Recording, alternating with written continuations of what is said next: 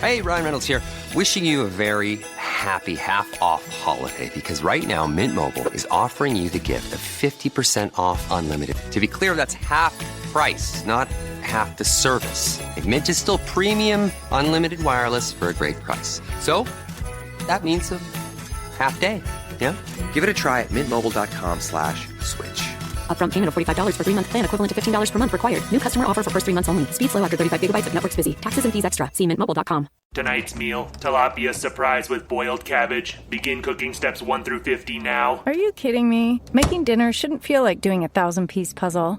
With Blue Apron's new one-pan assemble and bake meals, the hard part's already done. Pre-chopped ingredients, zero stress. Just assemble, bake, and enjoy. No complicated steps, no mountain of dishes. Try Assemble and Bake today. Get 20% off your first 2 orders with code APRON20. Terms and conditions apply. Visit blueapron.com/terms for more.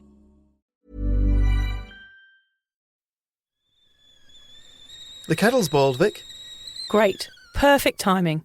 Just a dash of milk for me, please, mate. Here you go. Shall we get started then?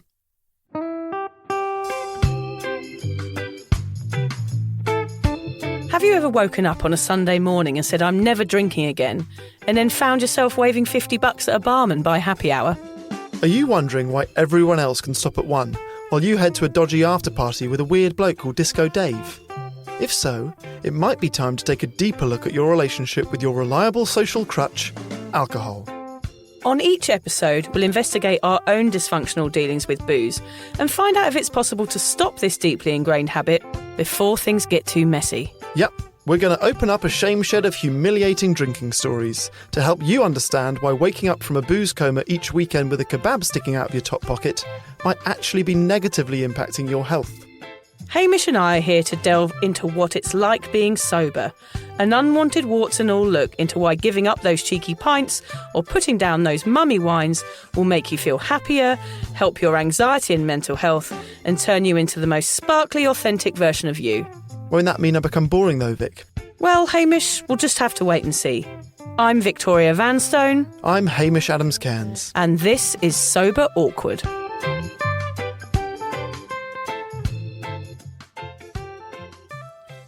Yeah, so how was it, Hamish? You were staying at my house. Were you rifling through my underwear drawer? Yeah, I spent most of my time in your underwear drawer. That's what you expect from house sitters. No, it was funny, it was you live about 15 minutes from my house. Yes. And I would say not only did it feel like a genuine holiday, except that you could still go to the gym that we go to and we could shop at the same supermarket, but it's also changed our life, and I'll let you decide whether or not it's for the better or for the worst. Because it felt like a holiday because you have a swimming pool. Yes. So we're sitting by the swimming pool. Nice. We read books. You're not in your own home, so you're not worried about doing the washing or we've got to iron those things, whatever it is. You sort of are able to switch off. But because you've got such good books, Liz and I both read a lot. And now, since leaving your house, we don't watch TV before going to bed. We read books, which I think is good because I've wanted to do that for a while and it makes it sound intellectual and interesting. Yes. But it also has aged us. Yeah. Like, she turned to me the other day in bed and was like, is this now? Are we now that age where we just read books and then give each other a kiss on the cheek and go to bed? I think you need to worry, Hamish, when you get to the stage where I'm at, was when you're doing a crossword in bed at night. Oh, yeah. Yeah, which is I do enjoy doing a crossword before I go to sleep. Yeah. So, that's a kind of different level, isn't it? Is that a step down from reading books? Yeah, step down. Do you have your own sides of the bed? Yeah. So which side did you sleep on at my house? So I was the door side at yours. Oh, you all sleep on my side. And I was on the other side at mine, actually. You have a dog. It's the most confident dog in the world. I know Sandy relatively well. We come to your house every week. Within a minute of getting into bed, Sandy's in. She's straight in. away. Oh, yeah, she's in. In my face, lying on my pillow. We gave her half of the whole bed. So if you think of a bed as a sandwich cut in half from top left to bottom right, Liz and I are in one of those halves, and Sandy had the entirety of the rest of the half. Yeah. She's so confident, just straight in. Yeah. And it's funny when you first get a dog, like people, like John's never had dogs. He's never grown up with dogs. So he was like, well, Sandy will stay out. We'll get a dog, but it's got to stay out on the deck. And they weave their way in, don't they? Within a week, she was up on the couch. Within the second week, like he was sleeping with her under his arm every night. And then now in the winter, she goes under the quilt. So you just lift up the quilt and she buries herself in the quilt. Yeah. It's, well, either she's under the duvet or she's on my pillow. Yeah, so she's I'm literally on your sharing head. my pillow with Sandy. She doesn't like some people, though. You're one of the lucky ones. If she doesn't like you, you're in trouble. But there is something to be said for getting a dog in sobriety, because they keep you so entertained. You can go for walks. They're always happy to see you. It is a real mood lifter having a dog. And she actually went missing last week for a couple of hours before we went away. We house sat. I made me slightly nervous that we were onto a runner. Yeah, it was frightening. And we went, this is quite funny actually, but we put it on the local community page because we were like, our dog's gone missing. We were going away. We're like, oh my God, our Sandy's gone missing. And we were all traumatised. And I went out to look for her and the whole of Majimba was walking around and it was raining. And I was like, oh my God, everyone's so nice in this community. And then we found her. And she had gone into the cupboard in Nellie's room and hidden behind a box. She was in your house? She was in the house. Oh, no. I didn't put that on the community pages. I did not know that. No, she was in the house. Yeah. So on the community pages, I just went, we found her. And this week, everyone's got sick, everyone's got colds, everyone's got fevers. Yeah, everyone was walking around in the rain looking for her. I was too nervous to put that she was actually just hiding in the cupboard. Okay, secret's out now. The secret is out, everybody. Yeah, but poor Sandy, I was literally blubbing my eyes out. You become very attached to dogs. Yeah, we lost a dog once. God, it's the worst. Yeah. The kids were beside themselves. Yeah. The panic in our house, it was awful. Although the reunion, so we've used to foster rescue dogs, and we found this particular dog a home, and within 24 hours they lost it. And we were out. It was in Maroubra. We were in Maroubra in Sydney, 24, maybe 30 hours looking for her, and then when she got found and returned to us, it was the most emotional I've ever been. You know when you cry in front of a child and they don't know how to react because you're an adult, you're not meant to cry. What's the dog doing? This child gave me this dog, and I was on the floor, and Liz was on the floor, and the owners were on. It was way more dramatic than having a child, way more emotional than having a baby. Isn't it funny? Yeah. You don't realise. I didn't realise how attached I was to her until she went missing the other week. We were absolutely traumatised by it. Well, Hamish, seeing as it's the new year and we've already done our New Year's Day episode, we know that a lot of people will be giving sobriety a go. So I thought we should address the moderation headfuck. Yes. Sorry to put it so bluntly, but that is what it is. A big brain melt that annoyingly preoccupies sober people on their sober path. Now, we heard how William Porter deals with cravings, which can come into play here a little bit. But today we want to focus on why attempting to moderate will give you a massive cranium ache and drive you round the bend. And why being fully sober wins the race every time, freeing you from alcohol's slightly sweaty-palmed firm grip. Yeah, I remember you and Lucy doing an episode called The Moderation Pixie, and you describing attempting moderation like you have a naughty pixie on your shoulder telling you to rebel and not be so boring. I like to think of my moderation pixie as a little Craig David, singing tempting sweet nothings into my ear. Yes, he's a pesky little fucker, that no, pixie. He's not, yeah, no. That little Craig David pixie. Not the Craig that's David like one. My biggest fear is having a Craig David pixie Craig on my David on your shoulder. Monday, Tuesday, what's that song? 7 Monday, days. Tuesday, Wednesday. One of his best. Yeah, I wouldn't want that telling me to have one more or everything in moderation. Those little things are always hoodwinking you to get you thinking about drinking. But really, moderation is something that has slid into my mind at times. Maybe I could have just one a month or one a year. Surely that won't hurt. But the longer I do this podcast, Vic, I'm forced against my will to listen to you drone on endlessly about the dangers of booze and mind-bendingly brilliant sober life is. The more I understand why the moderation fantasy and that damn pixie are just there to keep us preoccupied with alcohol, to make us believe we want to drink, that we have to drink, that drinking is how we have fun, that drinking is the be-all and end-all of life forever and beyond. Funnily enough, we had a bit of a chat about this on the way here, didn't we? That's Yes. exactly what's come up. So Hamish has just read Sober Curious. What would be your reason to drink again, Hamish? Yeah, well, that's what I haven't figured out. So she talks about the difference between sober curious and sober. She talks about alcohol's not the problem. It's the way we as humans use alcohol that is the problem, which is mainly drinking to excess. I think this is where we differ a little bit here, because you are not the problem drinker. You are what we call the normal drinker, and I would class myself as a problem drinker, whereas one is an option for me. Yeah. So I know that having 1 leads to 2 and 2 leads to 3 and 3 leads to whatever. So I could never achieve that. And I've tried in my life. I've tried moderation. So I know I can't achieve that. So it's really shaky ground, that sort of angle, that perspective on sobriety of perhaps having one occasionally. It's not possible for most people who have a drink problem. And I think that's often where the normal drinker like you may feel like it's okay to go back to drinking, but will probably find yourself not able to do it either. I'd be interested to see. Well, like Ruby. She went... She wrote a book on it. Yes, she's exactly. Now she's sober. So there's got to be some benefits. You're not going to be reaping the full benefits of sobriety if you're still having 1 or 2, because you don't get to experience the changes or the mental changes or the self-love and all those other things. We are going to talk a bit more about that in a minute, but it's just interesting that we had that chat about that book today on the way here, and it's a very similar topic, isn't it? I can see it happening to me, same as her. Same thing, and then getting back into the same habits, and then you're back at square one. So I don't know, it's really shaky ground for a lot of people, that one. 100%. Yeah, and I definitely think that pixie is out to get you. Well, you'll be pleased to hear that today we're fighting back against the pixies, Hamish. We want the listener to go away comprehending why one will hurt, and why bidding farewell to booze 100% for good is the only way to benefit from all the incredible gifts that sober has to give. So today we're here to challenge the saying, everything in moderation. Yes, Hamish, it's worth a shot. Get it? Oh, yeah. That's not your best. No, it's not my best, is it? Let's start, which says a lot about your best. You set a high standard, thank you, and that was not your highest. Oh, Let's start by going over our pitiful attempts at moderation. Come on, Vic, tell me you could stop at 1 and stick to orange juice on a night out. You know that has never, ever happened. I wasn't holding my breath. I don't think I have once achieved moderation in my whole life.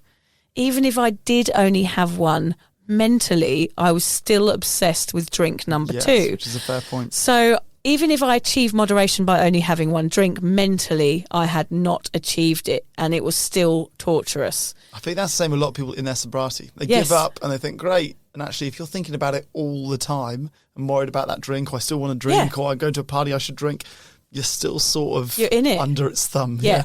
That we talk about that preoccupation all the time. Your mind is taken up with alcohol still, so there's still an addiction there. But I used to always go out with this alcohol fantasy. Every time I went out to a pub or with mates, I had a fantasy of what I would be like in those occasions, which was well behaved, 1 drink, have a little dance, flick my hair around and be pretty, and then leave. And that never ever happened. It was a total bullshit story in my head that I was telling myself. But I did it because I wanted to go out and I wanted to achieve my goal. But of course I couldn't. Yeah. So that was just kind of me damaging myself by thinking that I could be a good drinker when I knew, in fact, I couldn't. One example of this, I remember being hungover and wanting to achieve moderation after the hangover. And often I've told you, Hamish, I drank more when I was hungover because I wanted to get rid of the headache. Yeah. And I remember thinking, I remember it clearly, for some reason this one night, because it disintegrated the night so quickly, it disappeared. And I was 1 minute up at the bar with, looking all prim and proper, having a glass of red wine, thinking, oh, well, look, I've got this, I can handle this, I'm just going to have 1 glass of red wine. And then the next thing I remember, I had stolen a woman's handbag and I was dipping it into a sink of water, a leather handbag, for no reason. I can't remember why. She was trying to get it off me. Do you know the woman? No, I didn't know her. I just had her leather handbag. Yeah. And I'd leaned over the bar and I was dipping her handbag in soapy water, and the other side was like the glass washing dishwasher thing. And she was trying to grab it off me and I was going, oh, fuck off. You know what? Of all the stories you've told me during this podcast, that one sort of shocks me the most. It's so weird, though. Cruel. Yeah, it's cruel and weird, and I don't know why I was doing it. I don't know why I'd taken offence to her. Ruin her handbag. But that's how quickly the descent happened. It had gone from me having 1 glass of wine and pretending, fantasising in my head that I was going to be well behaved, and then having another one, and getting to the point where I was dipping a stranger's handbag in a sink. Wow. I know. That is good. The descent was very, very quick. yeah. My downhill fall happened straight after that first drink. Mm-hmm. So I always went out with high expectations for myself that I would be able to achieve this moderation and that one wouldn't hurt. But of course it did. Once one was down the hatch, everything changed. One drink meant that moderation was no longer possible. And I never, ever learned. I kept trying and trying and trying. And the more I thought about attempting moderation, the worse I became because I'm a rebel. I was a rebel with my drinking. So if I thought, I'm going to moderate tonight, I thought, oh, well, fuck that. So in my head, I was being good and bad at the same time. That breaking your own rule. that pixie was on my shoulder going, I was like, oh yeah, I'm going to be good tonight. The fantasy. And then the pixie would be going, don't be so boring. Come on.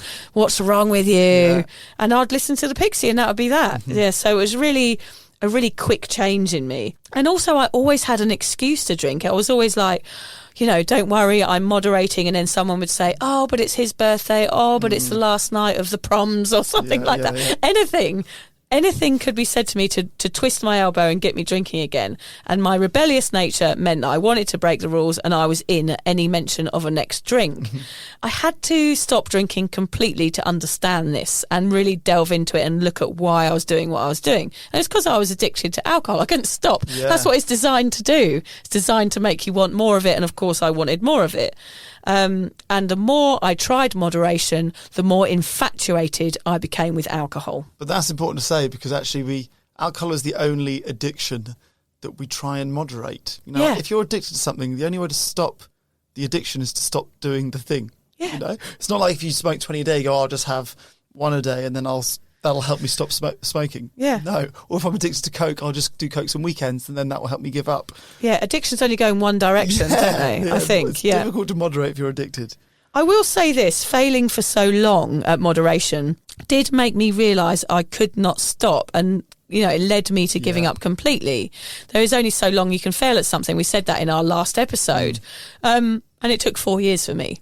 What are your experiences with moderation, Hamish? So at the moment, because I'm sober and I'm not even considering moderation at the moment. I will be sober for as long as I'm doing this podcast. I said originally minimum 1 year, but I think it'll be longer.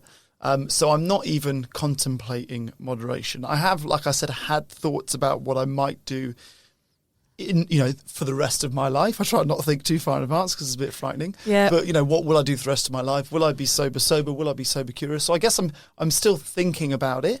And like I say, would it just be at an event where the booze is the thing? What other ways could I do it? Will I just have a glass of champagne at a wedding? I've thought maybe I'll do one glass at the beginning and then that's me done. I've had thoughts of that, or only drink with someone who's passionate about drinking. So, someone's like, this bottle's 1,000,000 years old, let me tell you all about it, and then have a glass with me.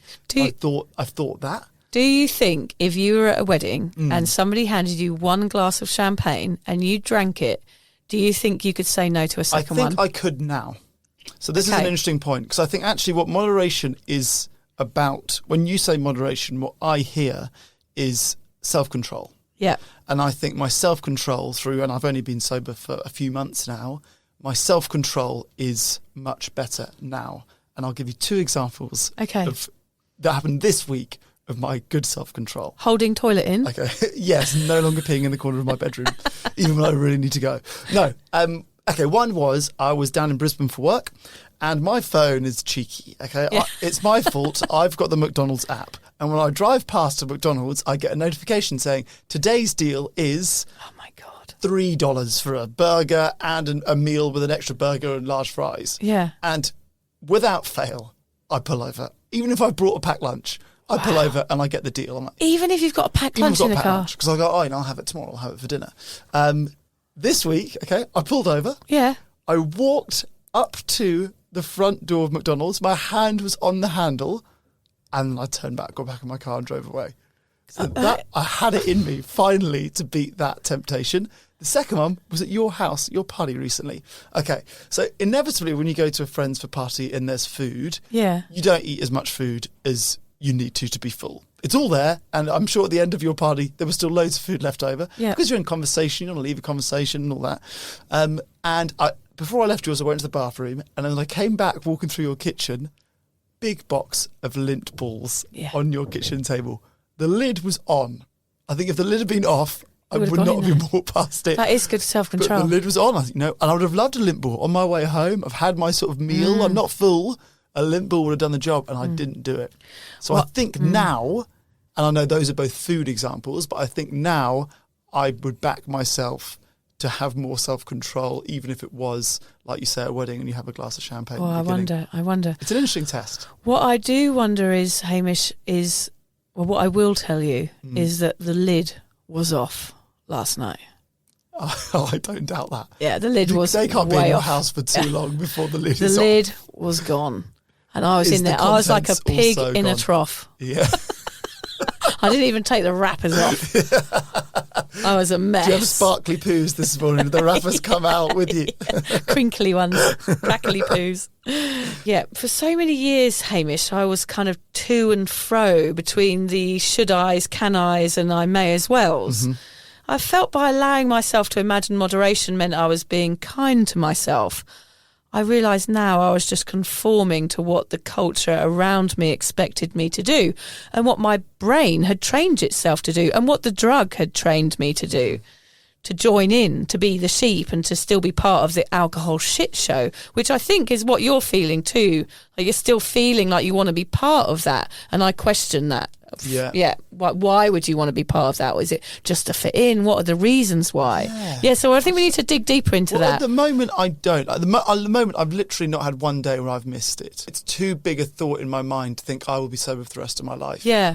And I don't mind having the thought of, at a wedding in 20 years' time, I could have a glass of wine. I don't mind that. Okay, it's interesting. But I'm very open to being talked out of that. I'm very open to trying that and failing at that. Okay. And honestly, I don't think I think I will be sober for longer than I care to say. I'm interested Yeah. to find out what happens But because it's too big to say forever. it does feel big. I mean, it's huge, but the relief, what I will say here, the relief of deciding to say no Yeah, forever I understand that. is such an incredible epiphany, because you just go, oh God, I don't need to think about that 20 years time where But I'm I going to reckon have there's two different types of people. Either you get relief from that, or you feel Overwhelmed. imprisoned and trapped and overwhelmed by that. No, I And think you I'll most just do people- 5 years, and I can do yeah. the next 5 years, and I'll do the next 5 years. I think most people feel overwhelmed by that at first. And I do think it takes a few years to go, oh gosh, I'm never going to drink again. And that's fine.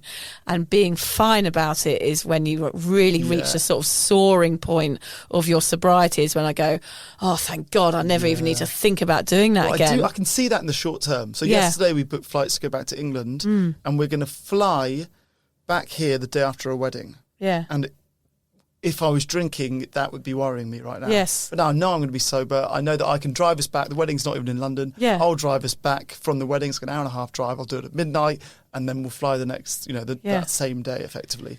And I like the fact that I can plan that now without worrying. I wonder if you'll try moderation at some point and just realise, like, oh God, this is not what I want at all, and go back, because you'll know you'll have been sober for so long that you'll go, God. I mean, and that's why people have blips. That's why people go back, because they have exactly those feelings that you have. And sometimes those blips, those relapses, are what make people even stronger in their sobriety the second time round. Well, I'm slightly frightened of trying it for the first time, because I am proud of my sobriety. So I kind of feel like people say, how sober are you? To me, and I know it's silly, it matters that I can say this number or this date or this, whatever, this many months. Yeah. Whereas I don't think I would get the same buzz by going, oh, I've only been sober for a month, but I've been sober curious for 2.5 years, because people don't understand what that means. You know what I mean by that? Yeah, I totally know what you mean. It's funny though, isn't it? It would feel like a failure the first drink I have. Yeah, That's and what I'm saying. I don't think that matters whether you're a binge drinker or a stay-at-home drinker or the normal drinker like you. I think if you've had a period of abstinence from anything and that you go back to it, there is going to be a sense of failure, and which might make you stronger in your path in the long run. Yeah. But I realise now that my attempts at moderation were just the addiction creeping around in the background of my life, kind of trying to pounce on me like a tiger. Attempting moderation, all it did for me was prolong the pain and make me feel like a failure, actually. Yeah, you are beginning to put me off. So what's wrong with trying to moderate? Surely some people can do it, and it must be better than daily drinking or binge drinking, right? Well, you'd have thought less is better, but that depends on what's going on in your head. Let's start with nailing down those questions you mentioned, Hamish. What words slip into your mind when you think about allowing yourself a drinky poo or two? Actually, you're like a perfect person, because it's really the topic that we talked about in the car on the way here, is about you thinking about drinking again at some point in your life. Yeah. So, well, I mentioned the idea of, can I just have one? Yes. You know, can I just have a glass of champagne at the beginning of a wedding and then be done with it? We've also mentioned the special occasion. What is special about the occasion? Is it the occasion or the fact that the drink? You're drinking again, yeah. The truth is it's the occasion. I think I would feel the first time I tried moderating, I think I would be asking myself, is this a good enough, like, is this the event? You know, I was sober for years and years. Is this so good that it's worth me drinking? Because I've done weddings and I haven't done a funeral. I've done weddings and I've done birthdays and I would have done a Christmas, and like, why this? Why today? Is it so special that I need to break my sobriety for? Yeah. I feel like surely I've proved I don't need to drink. I might just have a couple. That's something that people will say, I'm sure, in their moderation. They'll feel so gratified they've done it for ages. They kind of feel like, oh, I'm a changed person now, and now I'm sure I can go back to having one or two and everything will be fine. Yeah. I'm sure that does not last long. You said 4 years of that dangerous. not working. Yeah, so dangerous that. I mentioned earlier that I feel like I'm in more control now, having been sober for a period, and I've got more self-control. I've not put that to the test. I've put that to the test in McDonald's at Lint Balls. I've not put that to the test in alcohol. I'm sure people feel a false sense of confidence that they can go back to something that they did have a problem with before and realise that they do not have as much control as they thought. There are loads, to be honest, Vic. And I feel like even as your average Joe kind of drinker, I'm consistently making up reasons why I should go back to drinking again, or how will I moderate. Why do I do this? Well, it's because we're taught to think anything in moderation is okay, when in fact it's not. We're learning that any amount of alcohol consumption will affect your health in a negative way. True. Alcohol consumption is associated with a variety of short and long-term health risks, including motor vehicle crashes, violent, sexually risky behaviours, high blood pressure, and various cancers, even if you drink it moderately. The science shows alcohol in moderation is not okay at all. Yes, and I guess it depends if you're a problem drinker or not. Although I have never met an over-drinker that has successfully gone back to alcohol and achieved moderation. I don't think it's doable. It's just never happened. I've often wondered whether, outside of the clear financial cost, do most of the downsides of alcohol lie in over-consuming it? This is what I alluded to earlier. Yeah. Basically, is getting drunk the major bad thing about drinking? I know some people that can just have a couple and stop, like my parents have always drunk without getting to that point of over-drinking. What do you reckon? Oh, I don't know. It's such a hard one. I mean, those people who can stop at one, who are these magical beings? But really, even those people still have a mental battle of sorts. What we want to consider today is even those that don't have a problem as such still have the impression that alcohol makes them feel better in some way. It's such an interesting angle. It's those bloody neurological pathways again, Hamish, fooling us into submission. Drinking makes us happy. Drinking is nice. I like it, blah, blah, blah. So let's put the stats and science aside for a moment. I know I don't think about all those reasons when that pixie is tapping me on the shoulder. Let's look at why newly sober people and long-time problem drinkers might think having a few will be okay. I guess it's because you still want to feel like part of something. Yeah. I mean, that would be why you would, that's what you're saying, you'd do it. You'd do it to feel like part of that event, because that's the big event. Partly, although I now do feel like I'm part of something, which is the sober movement, which is much cooler, Hamish, yeah, much cooler. it is, isn't it? I do, and I like the fact that most people aren't doing it. Yeah, and you have to be strong and you have to be fierce to be sober, and you have to like walk the walk and talk the talk. Yeah. So it is a strong thing to do. But I do understand why people want to blend in and be part of a bigger group, you know? Yeah, yeah. If you would like to support the Sober Awkward podcast, we're excited to announce that we've joined Patreon. Patreon is a membership platform which allows you to give back for the content you love. By buying Sober Awkward a cuppa once a month, we can keep the giggles coming and continue sharing our sobriety message. By joining Patreon, you get access to Sober Awkward merch, extra content, special promos and loads more. Just find the link in the show notes or head to patreon.com and search for Sober Awkward. And together we can learn how to feel the awkward and do it anyway.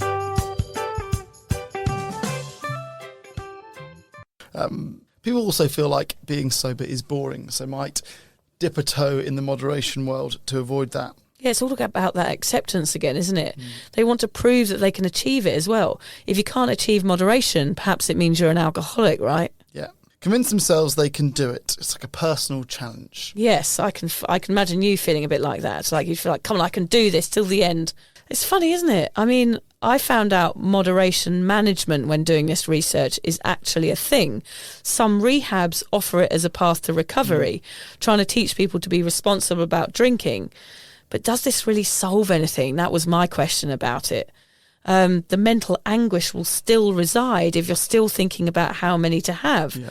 I really believe the psychological battle will remain if you're trying to moderate. The addiction is talking. That's the pixie, and you are trained to listen to it. Yep, that's the drug doing its druggy thing, isn't it? Messing with your mind. Put out a t-shirt. It's the drug doing the druggies. Vicky Vanstone, writer. Yeah, professional writer. Professional writer. Come and read the drug my book. Doing the druggy things. I must say, actually, I've got my my lovely editor of my book, Gina, is visiting me at the moment. And we were laughing because she's quite straight-laced, Gina, but she's kind of got to know me from reading my book over and over and over again. Yeah. And there was one line in it, I was laughing about this today over coffee with her. There's one line in it where I said, my past faded away like an avocado stain on a baby's jumpsuit or something like that. Lovely. And she sent me an email and said, I'm not sure about that line, Victoria. Wouldn't it be better if you put, it faded away like a turd in the rain? I was like, yes, Gina, it would be so much better. She totally gets me now, and she absolutely knows how I think. So, yeah, it changed. That line is now in there. Wow. And then she sent me a text message afterwards, said, that's a turd trifecta. So I had 3 mentions of turds in the books, just so you know. That's the sort of level. Yeah, spoiler alert. That's the level of quality I'm going for here. That's how much through the book we'll describe. Yeah, that's enough. What chapter are you on? No. I'm 2 turds in. I've got 1 left. There's 1 turd to go. Yeah. When you are trying to attempt moderation, you feel like you can achieve the impossible and that you can carry on being a drinker and you're getting the best of both worlds. I mean, that's kind of the trick it plays on you, isn't it? That's the lie, yeah. You don't want to be noticed as a non-drinker. That plays again into just fitting in and being part of the crowd. Wanting to avoid any kind of withdrawal. So yeah, as soon as sobriety gets tough, you think maybe moderating will ease those pains. Yeah, definitely. Booze is designed to make you want more. It's an addictive drug, which means to fight against having another, once one is down that hatch, is virtually impossible. There's a lot of shame involved at failing at moderation. You feel rubbish about yourself because you want to be a normal drinker, so you keep at it, keep trying and promising to do better. But don't blame yourself. It's booze doing what booze is meant to do. And it's nothing to do with the pixies. It's all to do with the reward centre in your brain. Alcohol increases the release of dopamine in your brain's reward centre. The reward centre is the same combination of brain areas that are affected by virtually all pleasurable activities, including everything from hanging out with friends, going on vacation, getting a big bonus at work, ingesting drugs like cocaine or crystal meth, and drinking alcohol. By jacking up dopamine levels in your brain, alcohol tricks you into thinking that it's actually making you feel great, or maybe just better, if you're drinking to get over something emotionally difficult. The effect is that you keep drinking to get more dopamine release, but at the same time you're altering other brain chemicals that are enhancing feelings of depression. In other words, all you're trying to do is get more happy. So who wouldn't want that? Yeah, that is what we are trained to do as humans, is to repeat things that make us feel good or make bad things feel less bad. Yes. Which alcohol does for a very short amount of time, and then it gets awful. So true. So we're up against a whole species, like hundreds of years of us developing, thousands of years of us developing. That's what we're up against here. Yeah. Alcohol, no matter in moderation, a binge or a daily habit, tricks your brain into thinking you want more because it sparks all of those jolly endorphins and convinces you that being drunk is better than being sober. Yeah, so really what we're saying is it's not your fault. Put simply, alcohol is designed to make you want more of it. Therefore, trying to quit is hard and trying to moderate is harder.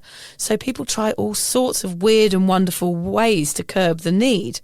What techniques have you tried when trying to slow down your drinking, Hamish? Okay, so I've tried some of the classics, which are only drinking at weekends, only drinking beer, cutting out wine and spirits, Yep. thinking that maybe that's okay or better somehow. That's a classic, that one. I'm is, only isn't it? drinking beer. Yeah. It's like, I'm better than you. I'm only drinking beer tonight. And the truth is beer's pretty much the only one that I liked Yeah. anyway. So it Yeah. wasn't a huge sacrifice for me to whittle down the rest. Yeah. And yeah, another one I did is I'd only buy more expensive drinks. So I started Yeah. drinking IPAs or microbrewery beers rather than Foster's. Hipster beers. Yeah, and I think maybe that would be the way to do it. Also, you can tell yourself this lie that if it's good quality alcohol, you don't get hungover.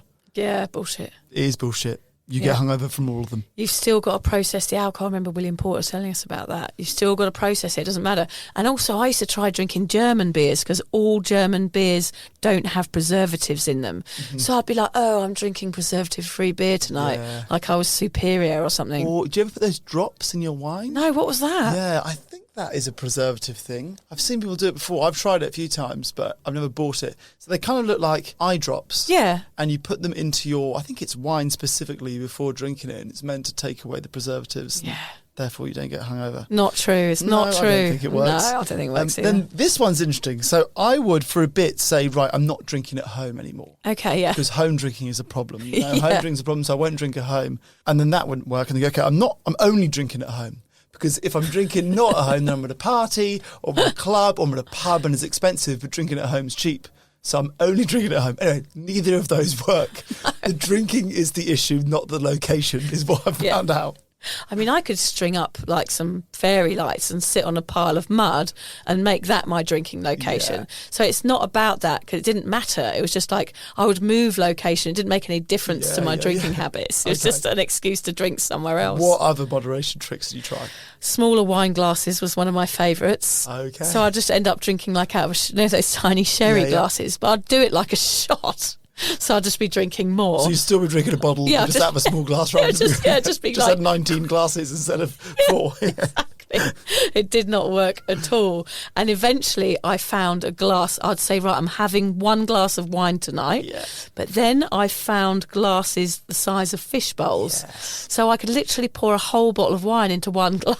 It's a popular meme, that, isn't it? You always see people doing that. It's my brain, me telling my brain, like, you're only having one glass. It doesn't matter that it's a whole bottle in one glass. It's still only one glass. I'm interested to see your drinks cabinet. See, you've got tiny, tiny, tiny glasses when you're trying to moderate, then you've got fishbowl glasses from when you gave There's in. nothing in between. Yeah, nice. The other thing I tried was lining my stomach. What I did was I ate loads of chips, hot Interesting. chips, before going out because I thought that would make me feel sick if I drank loads. So I thought if I ate loads of greasy food before going out, it would fill me up and I wouldn't drink as much. So it was a form of trying moderation. Okay, that is wild.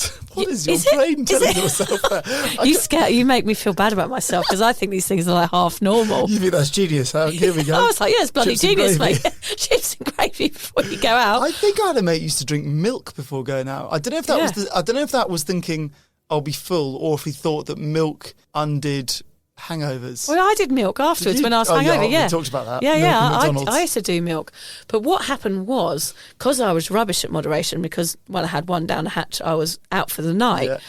I would then puke up Chips and and start gravy. again. Chips and gravy. Yeah, chips and mash. It was I afterwards. could never do that. I have never successful is not the right word, but like thrown up during the night and then carried on drinking. Oh, I every used to do time it I all the throw up, time. that was curtains for me. Oh, I would have called you a total lightweight for not doing that. Yeah, I would literally be going like, Hamish, go and puke up. You'll be fine in a minute, and then come and have another You drink. feel much better than coming out. I thought that was normal Yeah. to tell people to go and puke up. It's wild, What is isn't wrong with me? Oh my God. And I thought I wasn't alcoholic. Listen to me. The other thing I did was keep it neat. Now, this sounds odd. Okay. Oh, gosh, I always expose myself, don't I, too much. I thought that not adding soda to vodka would be a good idea because then at least I'd be getting more drunk and would drink less, but I'd be drunker and there'd be less volume. So I thought, well, that is drinking less because there's not as much volume. So I'd just drink. You cut out the mixers. I'd cut out the mixers.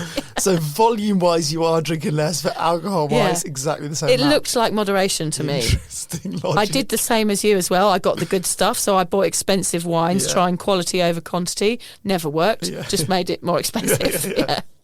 I took breaks, water between wines, paused before ordering a bottle after having one glass. Like, it was literally like 5 seconds. Oh, shall I have another one? Yes, I'm getting the bottle. It was more of a show to hide the fact that I couldn't stop once I started. So I felt like if I went out and pretended to my friends, oh yeah, look, I'm trying moderation at the moment, at least it looked like I was trying. Yeah. Yeah, bad, never worked. I did the old only on Fridays, only on birthdays. Last time I tried moderation was at a mate's birthday. I remember it clearly.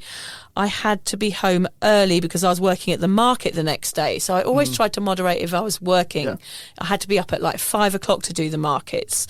And I promised to only stay for one and had a posh bottle of wine. That went down. The next thing I remember, I was snorting coke off a bog lid. Like, that is my attempt at moderation right there.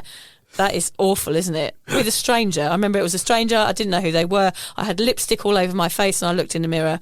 That is how moderation went for me. I'm going to do well. Now I'm snorting coke off a bog lid with a stranger. Oh, God. Yeah, it's terrible. Hearing all of those, and mine as well, moderating is a lot more work than not drinking, isn't it? It's just so many rules that you try and create to justify it. Actually just not doing it is a lot easier. I remember Lucy used to eat salmon on a Friday because she thought that would help her feel more full. There's all these other old things like old wives' tales, like that you should do, like eat meat on a Friday or have eggs before you go drinking or drink 3 pints of fizzy water. All of these things, they never ever worked. Oh, there's all those pills that claim to be the hangover pill. Right. Like, we've completely figured it out. It's like 10 quid, they sell it at an offie. And you go in there hungover and then you buy this 10 quid pill and then you don't have a hangover. I don't think any of them work. Nothing works, no. So what is the problem with even trying moderation, Vic? Why will having a few lead you back into being obsessed with booze?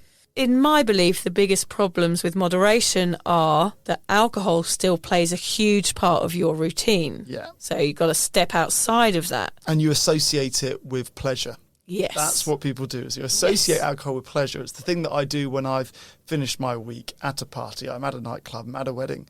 And actually that pleasure is completely independent of the alcohol, is what you will figure out once you go sober. So true, Hamish. And it's still playing a role in your life then, isn't it? That I can or I can't. And that argument is here to stay. That can I, can't I is mind-bendingly boring after a while. Like, I used to dread it. I used to dread going out because I couldn't bear the thought of having one and then wondering if I could have another one. It was so boring. Right, yeah. Can I? Should I? Will I have a panic attack the next day? Will 3 give me a hangover? What if I just have 4 and then come home? It was an absolute drain on my life. And I bet that also made you a particularly boring person to talk to at a party because you're not focused on the conversation. You're more worried about the next drink. I was never focused on the conversation. I was totally obsessed where the next drink was coming from. And also, you do not get any benefits of not drinking if you are still thinking about drinking. You won't grow if the drug... Just on that one. Yeah, go on. In that book I just read, talks about, although the alcohol may not be in your system for all that long once you've drunk, some of the chemicals are in your system for 4 days. Oh, really? So Ruby was saying, I think most people can relate that most people in the world, I would say, have a drink at least every 4 days. So the chemical component of alcohol has probably been in most people's systems since they were like 16, 17. So 20 years that something to do with alcohol has been in your system. That is crazy, isn't it? And that is what we're saying. Moderating, if you drink once a week or once, only Fridays, whatever, the effect of that alcohol is still in your system for almost a week after that. I will recommend that podcast again. I know we've mentioned it on here before, but listen to the Huberman Lab podcast on alcohol. It was out a couple of months ago and it talks about just that. In that podcast, he is not talking about problem drinking. He is talking about someone who has 1 drink a week or 2 drinks a week. Okay. And the effect that has on your anxiety and your health throughout your life.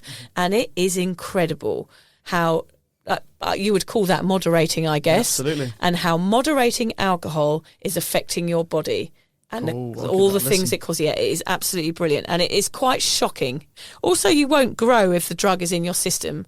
You don't develop mentally. Like, for example, Hamish, when I gave up drinking, I started writing. I didn't even know I could write. And now I can write, and that's what it does. It stunts you and it stops your brain from working. And only when you stop do you realise that you haven't been functioning properly as a human. And you won't heal from all your past traumas. That's a whole other thing. You have to face your emotions, of course, when you give up drinking. So therefore, there's so much to heal. And you'll eventually go back because you feel like a failure. Those feelings of attempting moderation and failing make you want to drink more, of course. And it is the slow path back to alcoholism. It doesn't solve any issues. It prolongs a problem. And you don't get to find out who you are without alcohol, which is what this is all about. Moderation is not as rebellious as giving up completely. Yes, I was going to say this. You give up some of the smugness. Yeah. That's what I would be afraid of. Yeah. That's I would never be impressed with someone if they said they were moderating alcohol. Yeah. Where someone says sober, I'm like, good on you. Yeah. Yeah, I drink once a week. Yes, Cool, so man. what? Yeah. Not interested. Yeah, there is definite strength in total abstinence. That's where the self-love grows. So don't miss out on that, people. So I know we've discussed it a little bit, Hamish, but what do you think about your future of drinking? What do you think your habits will be? I imagine as the normal drinker, you're thinking about moderation when you reach your 1 year. Is that right? That's what I was thinking. Honestly, that's what I said at the beginning of the episode. Yeah. And now that we've just talked through whatever it's been, Yeah. I can see the downside of that. Like I'm less tempted. I think alcohol is obviously an incredibly powerful drug. Yeah, enticing. And the world doesn't treat it as a powerful drug. We don't treat it as we would meth or heroin or cocaine. And we should really be thinking of it that way. And you shouldn't do crystal meth all the time, but we do alcohol all the time. We do drink alcohol all the time. So I think that I've always said that I'm very open to being talked around. My opinions on alcohol are not rock solid. I'm very open to being malleable and talked in and out of it. I don't know. I feel like this conversation has sort of talked me out of the idea of moderation. I've always said that I would treat alcohol differently, and actually even that might be treating it as something I never want to do. But I think either way, giving up booze for a period of your life will highlight the importance of treating alcohol the opposite of the way you used to treat it. Like it's a powerful drug and most people down pints of it all the time. Yeah. You shouldn't be doing that. Yeah, so it's funny, isn't it? Because I keep saying to you the same thing, which is, why would you? Yeah. After this conversation, it's like, well, you know how it feels to not do it. So what would the reasons be? Yeah. The first thing that comes to my mind is a shared experience with someone. Okay. So somebody going, let's meet up and go for a drink and have a chat. Yeah. And that's what comes to my mind. Although I know the logical, like having not drunk for a while, I'd be more than happy to meet up with you for a drink, but I'll just drink a different drink to what you're drinking and we'll still have that shared experience. Yeah, it's funny, isn't it? Who I think knows? what I'm going to do, Hamish, is I'm just going to follow you around for the next 10 years, Thanks. very, very closely, like ghosting you, when people walk We're in getting your back steps. to that location setting thing on my phone again, aren't we? I've got your location now. I'm just going to follow you around. And if you ever pick up a drink again, I'm going to leap on it and tear it out of your hands. Okay. Yeah. Okay, that seems just so you logical know. and fair, yeah. I'll tell your kids they're not going to see much of you for the next 10 years. Oh, what are you doing? Oh, just about following Hamish again.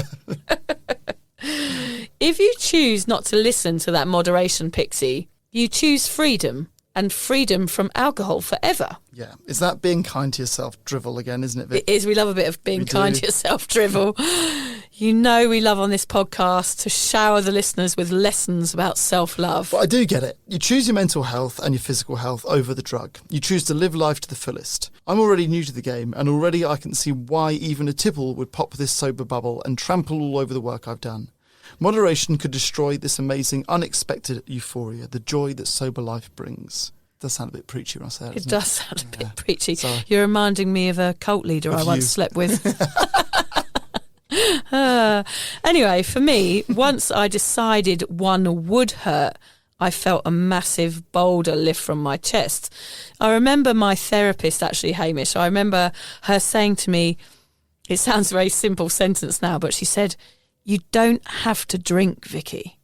And I remember thinking, oh my God, it was an utter revelation. Really? I was like, what? I don't have to drink. I don't have to force booze down my neck in social situations. She was like, no, you don't have to do it. And I just remember thinking, my God, this is incredible. It's wild that a stranger saying something as simple as that can be the thing that unlocks it in you. Yeah, I just didn't know that I had an option. It was like I'd been freed from a prison cell.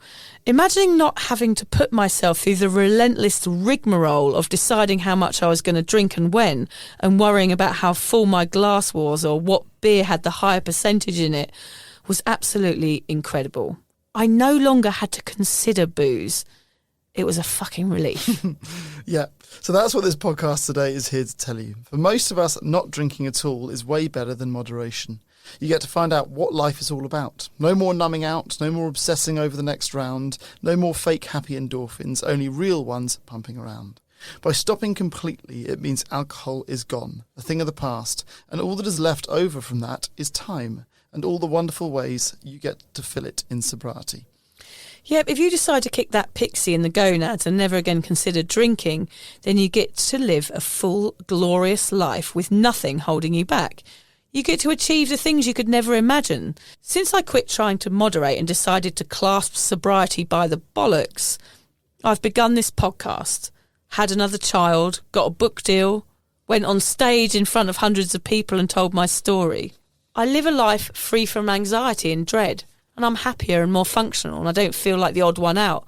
I feel like a bloody warrior. One will hurt for people like me, because it means alcohol stays. Sobriety allows hope and growth, and moderation keeps you stuck in the tiring cycle. I quite like cycling though, Vic. Not that kind of cycling, Lance Hamish. Armstrong. No. The mind-numbing addiction cycle that plagues this earth and is destroying mankind. Not the fucking Tour de France. Oh, right, sorry. Yeah, time for a quote, I think. I love this quote because it's Russell Brand, and he is my hall pass. Is he? Yes. Rusty. Yeah. Who is your hall pass, Hamish? Not Craig David? No. Okay, I've got a few.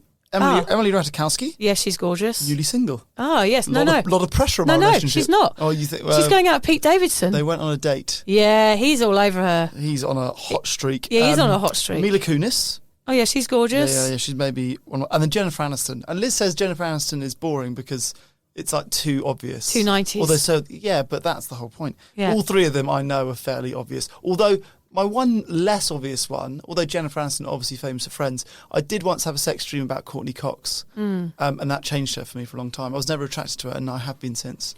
I do. The one sexual dreams I do have are about Robbie Williams mostly. Yeah, that's fair. A bit stuck in the 90s. That's okay. Yeah. With my sexual fantasies. What a sentence. But I also had a dream that I worked in a poo factory, so don't listen to me. But was it a 90s poo factory? It was, yeah. It was analogue. Analogue. Oh, God, it's too good. You don't even know it. It's the best joke we've had all year. That's the best joke I've ever said. So you didn't even know. It was the best. Oh, God. End the episode. End the series. End of the series. Like, that's it forever. Hamish just did a log joke without knowing it. An anal log. An anal log. In oh a my poo God. factory. Oh God, it's so good. We're going to have to pause and have a moment of just respect for that joke, I think. God. Oh, that's good. Right, do you want to read it? You read it. No, I can't. I'm laughing. Okay. You need only allow gentle hope to enter your heart. Exhale and allow hope and give yourself some time. This is the process of change that requires a good deal of self-compassion, which is neither stagnant nor permissive. We can just start by being a little kinder to ourselves and open up to the possibility that life doesn't have to be so bloody awful. I like it. I love that. That's from Russell Brand's book Recovery, which is brilliant. Life doesn't have to be bloody awful. Yeah. It's sort of like you being told you don't have to drink. You don't have to drink. Yeah. It doesn't. And it was awful for me when she told me that line. Life was awful for me because every time I drank, no matter how hard I tried, I end up on a Sunday morning in bed with full-blown panic attacks thinking that I was going to die. So it was awful, and I did need to learn to be kinder to myself and understand that not drinking is a possibility for everybody. Any more anal log jokes for us before we go, Hamish? That is the greatest thing I've ever said. And I can't guarantee another one of those for the next 20 episodes. Yeah, mic dropped. Let's go. He's done his bit for the sober awkward community. The best anal log jokes, the bum poo jokes, which are obviously always going to be our favourites, aren't they? That is my gift to all of you. Tell your poo factory dream story, follow it up with an analogue thing. You're welcome. Done. Thanks for listening.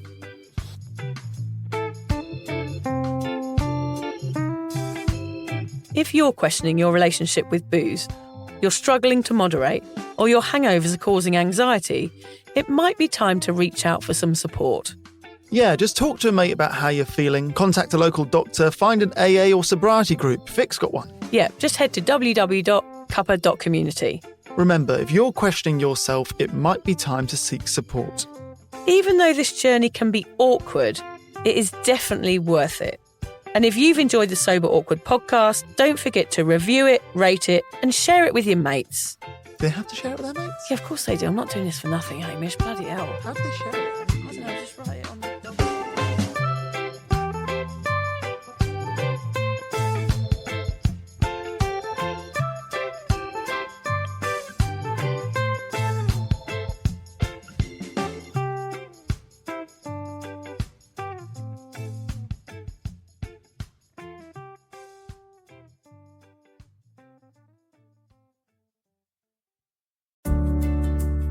Hi there.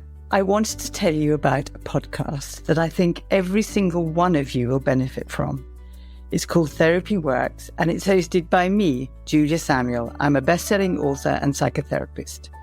I invite you into my therapy room where I speak to either a known or unknown guest.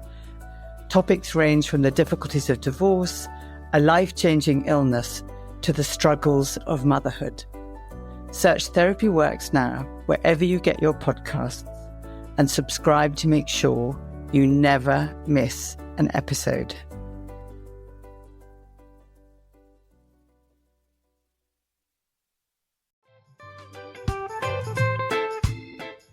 Vic, so do you fancy coming on a sober holiday? Don't worry, we're not talking about some corporate wellness retreat with cucumber water and enforced eye contact. No, this is a sober awkward retreat. 8 days of sun, sweat, laughter, and absolutely no hangovers. Yep, it's all happening in Thailand next October. Picture this: yoga at sunrise, writing workshops, ice baths, Thai boxing, and lots of awkward sober dancing under the stars. It's a proper holiday with proper weirdos, our kind of people. Yeah. You'll meet legends who've also given the booze a boot and want to have fun without feeling like a social reject. Come solo or grab a mate. Bring your awkward, bring your sun cream. No pressure, no judgment, just a big, warm, sober hug in paradise. All the info is at soberawkward.com/retreats. Come and get sweaty with us, emotionally and physically, in our all-inclusive jungle resort. You'll start out as 15 strangers and leave with 15 new sober mates. I'm not sure I want 15 new sober mates, actually, particularly sober ones. Yeah. Oh, well, you're not invited then.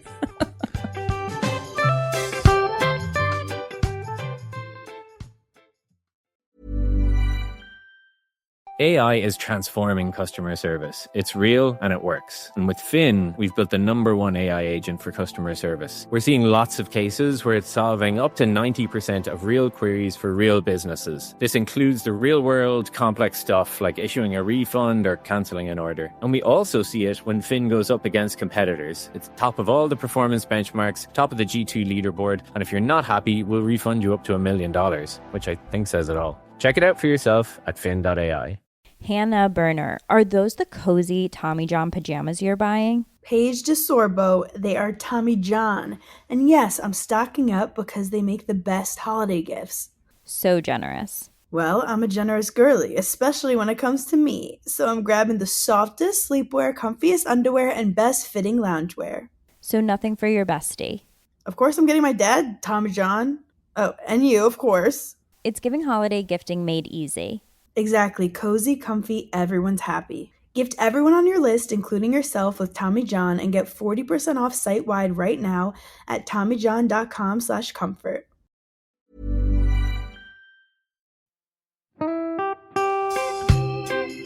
So, as you probably know, my comedy memoir, 1,000 Wasted Sundays, is officially out. All my magnificent fuck-uppery in one awkward hit. If you'd like to get your hands on a copy, it's now available from all good bookstores. We always say all good bookstores, don't we? Yeah. Are there bad bookstores? No, it's probably ones with moody sellers. Oh yeah, really depressed librarian folk. Yes, okay, yeah, good. yeah. So there are probably some, but we're only storing it in the good ones. It's only made it into the goodies. You can also get it from all good online retailers.